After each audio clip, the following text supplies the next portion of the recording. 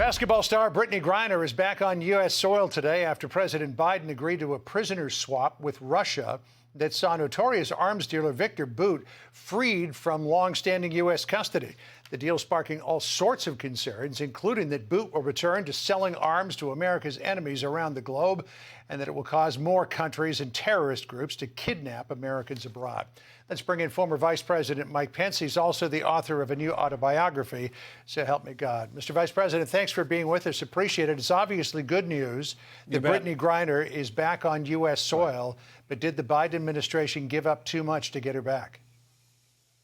Well, John, I want to agree strongly with you. It's always a good thing to get Americans home. During the Trump-Pence administration, we brought those 3 North Korean hostages home. I remember Pastor Andrew Brunson.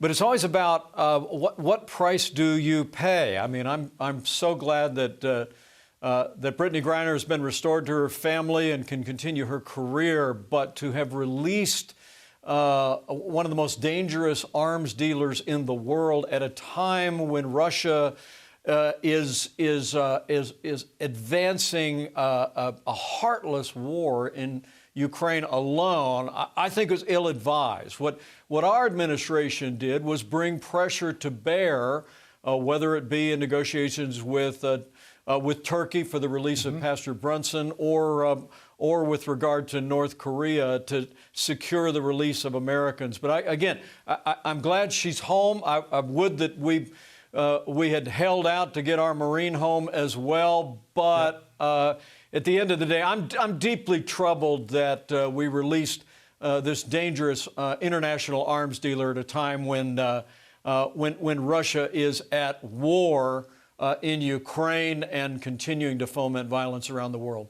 In an interview with CBS, the former national security advisor during the Trump administration, John Bolton, said that President Trump turned down a swap of Paul Whelan for Viktor Bout 2 years ago. He told CBS, quote, "The possibility of a Bout for Whelan trade existed back then, and it wasn't made for very good reasons having to deal with Viktor Bout." Is that true? Well, I would defer to John in his role as national security advisor, but it just wasn't our approach. You were Vice President, you knew.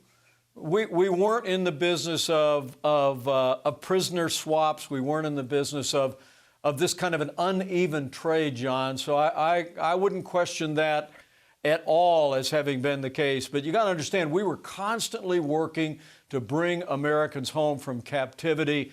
But what we did in the Trump-Pence administration was really turn our diplomats loose and really use the economic power of the United States to secure the freedom of those Americans. I would that they had done that here, but the release of this arms dealer, I think, is deeply and ill-advised. And frankly, while I'm glad she's home, I'm deeply troubled at the imbalanced nature of this trade. Is it safe to say that this is not a trade that your administration would have made? I think it's highly unlikely that we would have even considered that trade, given the approach that we take. I just remember when we secured the release of Andrew Brunson, it was all about economic pressure that was brought to bear. Literally, what we communicated to President Erdogan was we were going to begin sanctioning individual industries, members of his government, if they didn't release Andrew Brunson. And at the end of the day, he expedited him and Pastor Brunson came home. It's about using the economic power of the United States, the strength of our country to bring our people home, releasing a dangerous arms dealer at a time when Russia is propagating this unconscionable war in Ukraine, I think is unfortunate and ill-advised. Mr. Vice President, time is growing short, and I still got 2 questions I want to ask you. All these latest revelations about Twitter begs the question, and let me see if you'll answer it directly. Did Twitter cost you the 2020 election?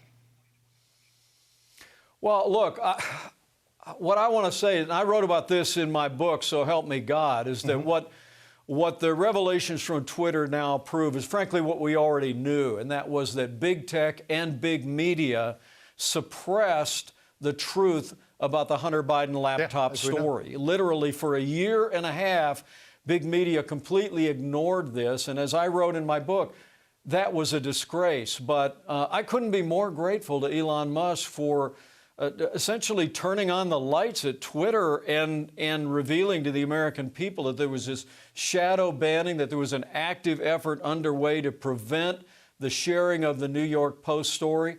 Look, I don't think any one factor cost us the election, but the American people had a right to know the truth of the Hunter Biden laptop story and those emails that came out, and to have big media, present company accepted, and big tech actively work to suppress that story in the waning days of the campaign is utterly unacceptable. The American people have a right to all the information when we're choosing our elected officials and leaders in elections.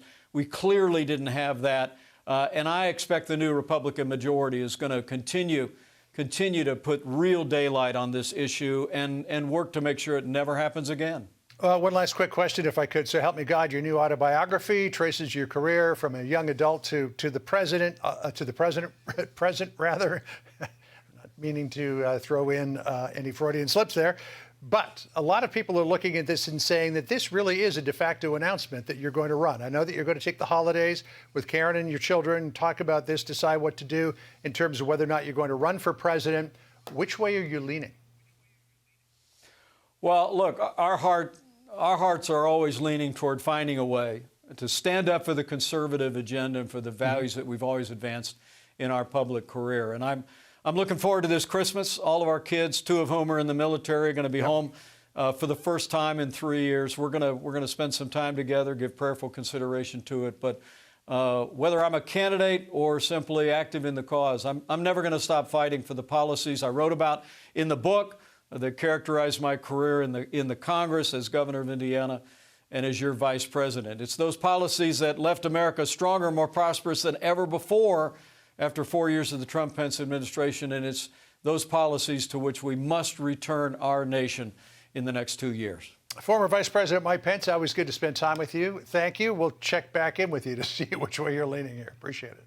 Hey everyone, I'm Emily Campagno. Catch me and my co-hosts Harris Faulkner and Kaylee McEnany on Outnumbered every weekday at 12 p.m. Eastern, or set your DVR. Also, don't forget to subscribe to the Fox News YouTube page for daily highlights.